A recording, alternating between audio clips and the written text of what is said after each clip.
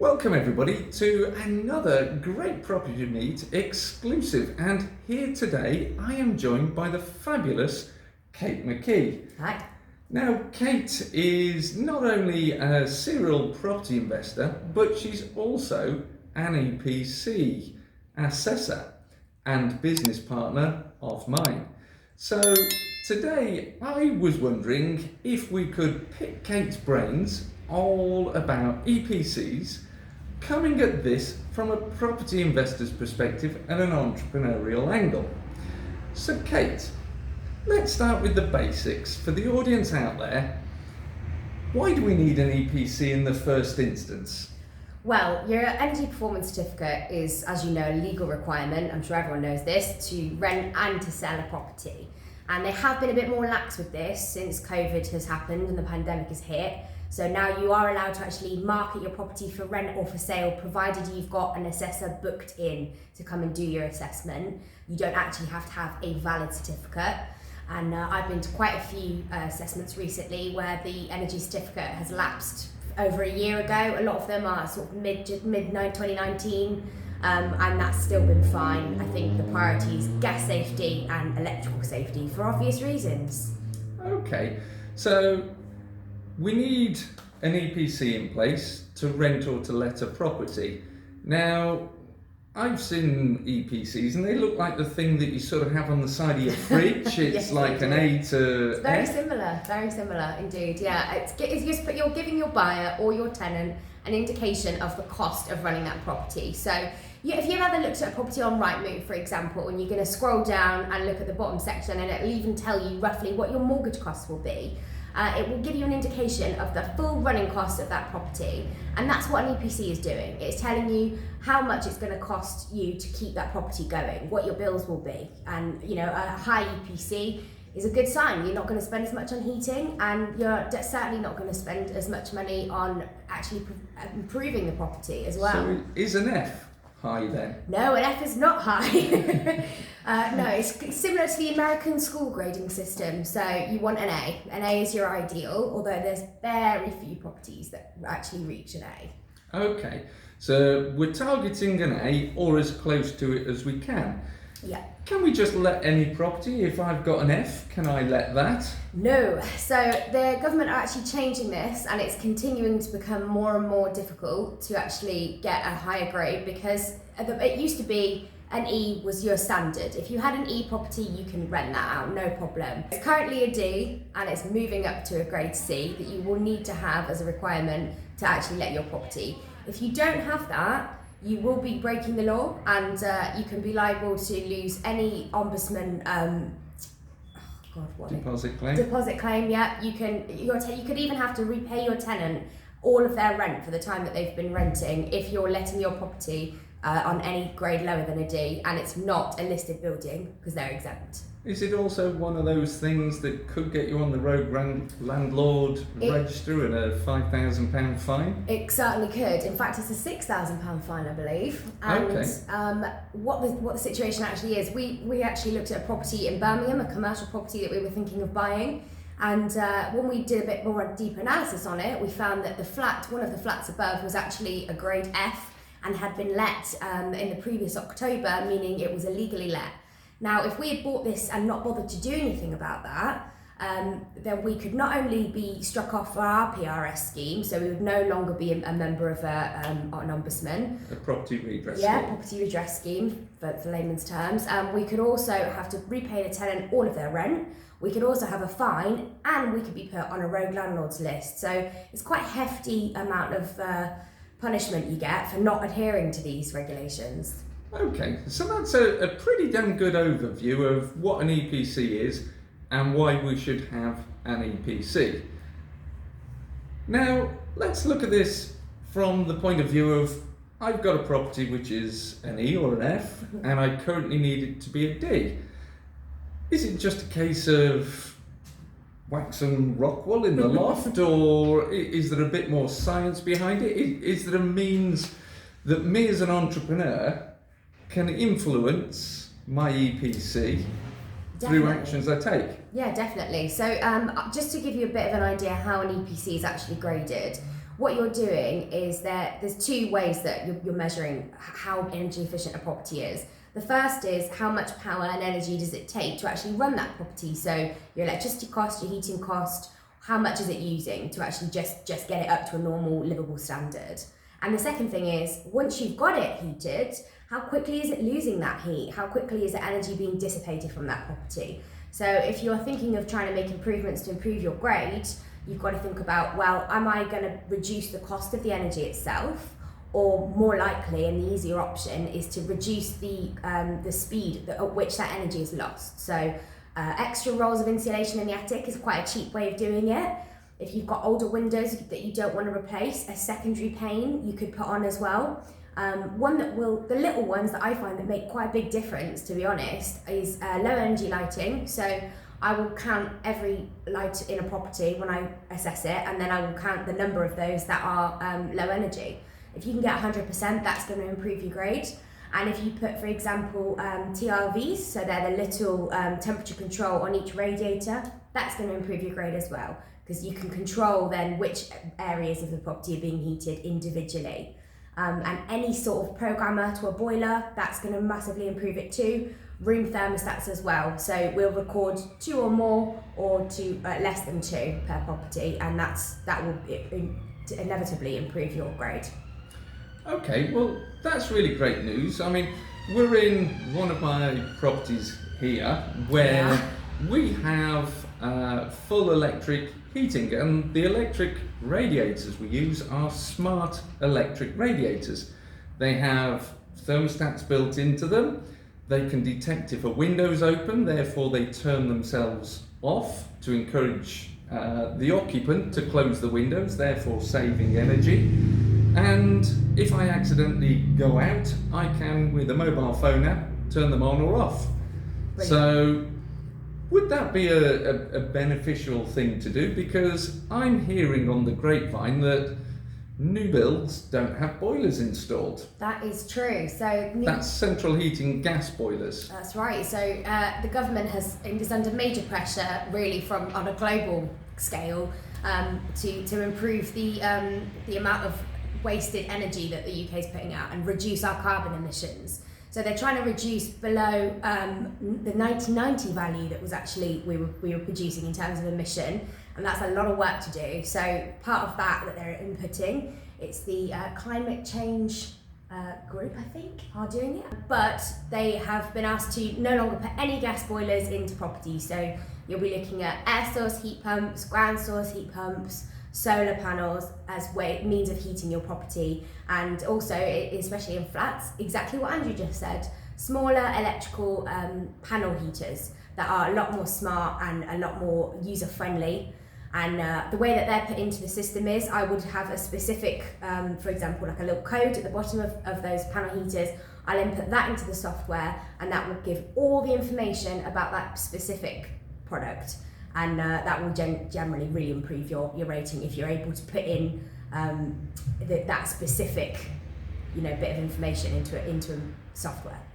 So you mentioned there's software. Is that something I can go out and download on the internet, or certainly not? Is this something to try and make your job sound smarter and harder than it really is? Because surely, just replace a light bulb with an energy efficient one, chuck a bit of rock wool in the loft, and bingo, we've just improved the EPC.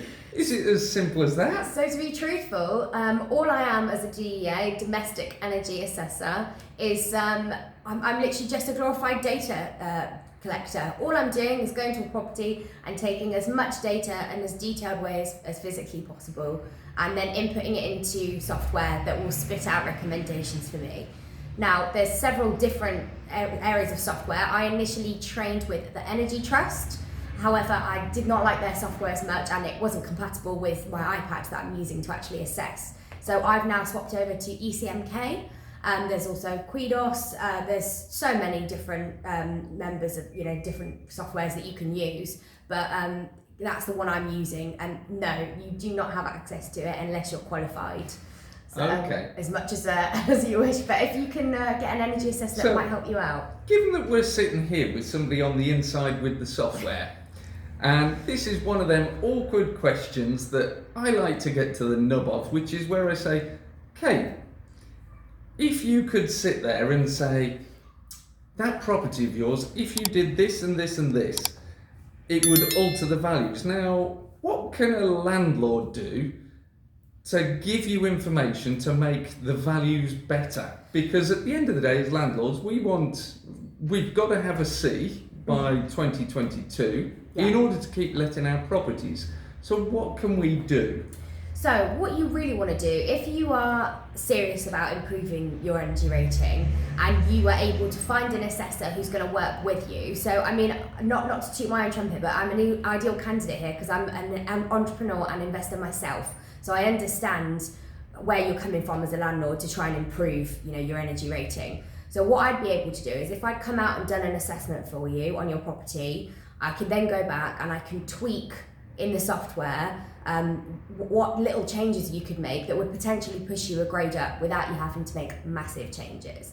You would need to work with an assessor to help you do this. Now there's also another option, which is to take a step further, and that is to try and find a retrofit assessor. And this is something I'm looking at getting qualified in myself. And a retrofit assessor is able to actually give you a report of what your property value will be if you do the following stuff. So if you upgrade your boiler, if you put in new windows, if you add insulation to the eaves as well as the joists in the roof, all these things, and they can produce a report that you can actually take to a lender which will say, my property will be X if I do the following things, and here's a standardized report that states that. So you do have to be qualified as a retrofit assessor to do that. But if you just want to make some smaller changes, you can work with a DEA like myself who can adjust the software for you without actually lodging a report to say, if you make these changes, your grade will go up. And hopefully save yourself some money for the sake of 50 quid rather than a few thousand to replace a boiler or all your windows. Yeah. Well, I feel like I'm in America at the moment with the DEA. But on a more serious note here, because I've just got a vision of Kate sitting here in her DEA baseball cap and hat for the thumbnail for this video. On a very serious note though, Kate, we're talking about the need to get EPCs up, and that by 2022 we'll be looking at a C or above. Other things that the government are doing, I mean, how do mortgage lenders look at this? Could it prevent us from trading? Yeah, I mean, and there's something that I've been looking into recently, and I've said to Andrew, I will do some further research on this and actually come back with the hard facts, because there's quite complicated legislation that goes behind this. But essentially, because the UK is under so much pressure to reduce carbon emissions, they've got to sort of push this through the domestic market as well as the commercial market. We're obviously sat here in Andrew's commercial site at the moment, and it's easy to force corporations really, but it's harder to force your average homeowner or your landlord to make those key changes to reduce emissions. And a way that they're going to do this is they're going to put pressure through the lenders. So, for example, you're going to buy a new property or you want to refinance a property. Your lender could say to you, well, actually, we're now under pressure, and if you don't adhere to this level of energy efficiency, we're not going to give you that funding. And that is going to be coming into force in the next couple of years easily. And they're also, to make it even harder, now this is grapevine stuff all amongst the DEAs, the assessors, we've been talking about this, which is that at the moment, energy performance certificates are valid for 10 years. And if you look at gas safety or electrical safety, it just doesn't really compare. You've got to have a gas safety every year. So having an EPC rating that's valid for 10 years just doesn't really fit with the times anymore. So there's rumours it's either going to be 3 years or 5 years now that they're going to change it to, where your energy efficiency has got to be checked like nearly half as frequently, if not more. And that will be another way that they're going to do. They're going to bring regulation in to help you guys, or to force you guys to make improvements and spend money that you perhaps don't want to spend. So it sounds like another landlord tax, this. More regular EPCs potentially on the cards, and it's definitely will the happen. demand to actually push EPCs upwards on an upwards trajectory. The only good thing is, this is the only tax you're going to find on property investors that you only have to pay for once. So you make those changes to your property, and as long as you push yourself up high enough, you shouldn't have to make any changes again for at least 10 years if you do it properly. You will have to be assessed again, and the other key thing is that the software that we're actually inputting is that we're inputting this data into is changing all the time as well. So I've had a new set of conventions come out in March, an updated set of conventions that I have to add to the ones that I already use, and that's So a convention, is that like a conference that we go to? No? It's like your EPC Bible. So if I'm ever not sure about something I'm going to input into the software, I've got a couple of big folders that I will go through, and I'll check the very specific stuff in there. It's very technical and boring on how to input it into the system. And they're updating that all the time. So I've, for example, assessed a property on Saturday, and that property has come out as a grade lower. It's quite a new build property, so it was a B when it was last assessed, and it's now dropped down to a C. And even though nothing has changed in that property, the reason it's changed is because the software is updated and the expectation of the energy efficiency has updated. So it's not so much the software is updated as the rules by which you assess things have actually changed, and the software just spits out. The software has become, the software's only changed in the sense it's become more specific. There's more options you can add in now.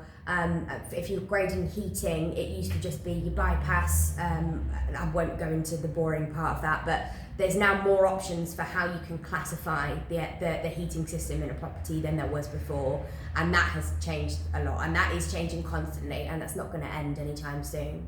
Okay, so we've learnt a lot about the EPCs. Now, you say you're doing domestic. There's obviously the commercial. There is. Does it also include new builds that you do, or is that a different kettle of fish again? Because we've all seen these major house builders throwing up houses and they self-certify the building control side of things. Is it pretty much the same with them, with the EPCs? Well, don't get me started on snagging you find in new builds, because there are some appalling videos out there of the level that these builders like to take things to and the corners they like to cut, and it's a little bit of a similar situation. So as a domestic assessor, I'm not able to assess new builds. That is an entirely different qualification. Now, what I can do is, once that assessment has been done initially and the energy efficiency has been established for a new build property, I can then go back when that certificate has lapsed and assess that property. But if you're creating a new space, you've got an entirely different type of assessor that you need to have out.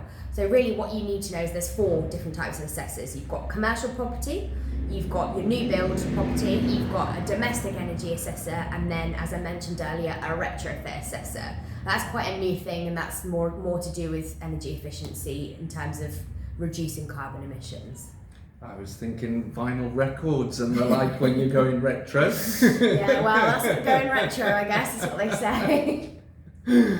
But on a serious note, I mean, are there any tips or pearls of wisdom that you want to share with the audience? Because coming at this from an entrepreneurial point of view, the first thing I see is cash going out the bank account, and I look for return on investment. For every pound that goes out, I want 5 to come back in.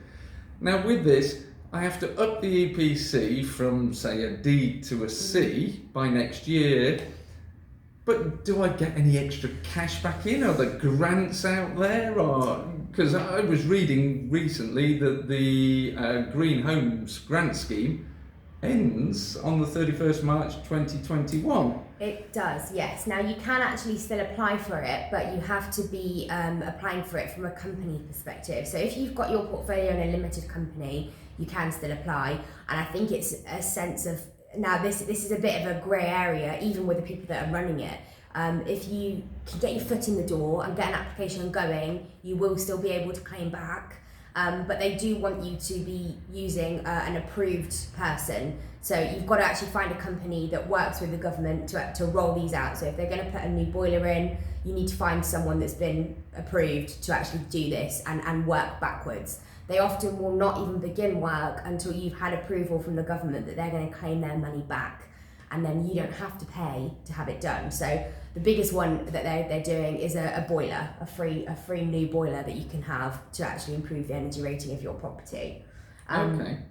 But in terms of getting your money back, if you are a HMO landlord, you will get your money back in the long run because you're going to be improving the energy rating and reducing your bills.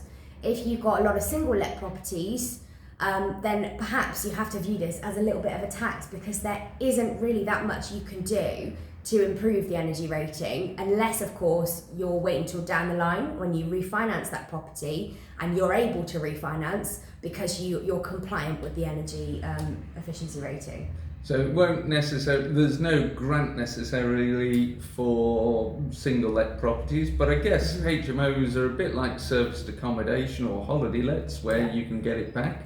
You can. Anyone can apply for the green scheme and or the green deal it's called, and you can actually get massive energy improvements to your property. But a lot of it you have to pay out initially yourself and then claim that money back. So if you don't have the funds to make those changes, it might not be something you can take full advantage of. Okay. Well, Rishi announced in his budget a few weeks ago that there was to be a super tax deduction of 130%.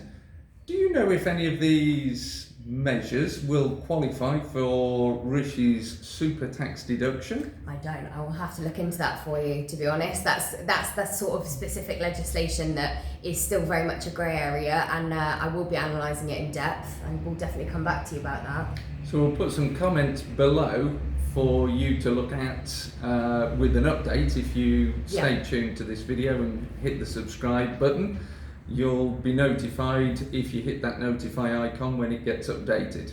And if you have any questions specifically that you'd like me to answer, I'm more than happy to go away and do that research for you and speak to the actual ombudsmans that we deal with to find out what they think will happen, because a lot of stuff at the moment is speculation. Even assessors don't know whether it's going to be changed to 3 years or 5 years for a certificate yet. Okay, so we'll drop Kate's details down below in the description so you can get in contact with Kate, but by all means drop a message on this video and share with us any concerns that you've got. And if I can give one more piece of advice before I let you guys go. So if you're a portfolio landlord and you've got several properties, but even just a few properties that you think are not going to meet the grade in the future, I would find an assessor that's in your local area and speak to them about manipulating the system to see what changes you need to make to fit that grade before you actually inputted them. You don't want to put in a new boiler you don't need. And that's the best way of saving yourself some money for the sake of 50 quid, because that's what most assessors will charge for a domestic property. Okay, so that's quite smart there. Go out and speak to the assessor before you hire them to do the assessment, and they will give you some top tips to try and improve your EPC. You then get the EPC done, and you end up with a higher performance rating. Yeah, so what I can do is if I've come out and assess your property, you'd have to have that assessor would have to assess the property so that they can actually manipulate the software. But if I came out to assess your property and I then went back and said, right, if you change your light bulbs, add a programmer for your boiler, add another load of insulation in your loft, you're going to meet that grade. I don't have to lodge that report until you've put those changes in. I'll still have to obviously record it, but I don't have to physically lodge it until you've made those changes. Okay, that's a really great top tip there, because at the end of the day, what we don't want is low-graded EPCs, or in the example that Kate used earlier, where a new build was a B and then it got pulled down to a C. You don't want to be in a C and get pulled down to a D and be prohibited from letting that property. Yeah. So I think there's some really great little nuggets there that everybody can capitalise on, and just sad that there's no grants that we can open the doors on today as we're speaking. I think there will be coming in the future, because their pressure's not going to decrease in terms of reducing carbon emissions. It's only going to get more and more of a priority. So I think there certainly will be a lot more stuff coming out in the future to help people improve the energy efficiency of their houses. Perfect. Well, if you've liked this video, get and smash that like button. hit the subscribe and you'll find more unique content coming out specifically focused for you property entrepreneurs out there.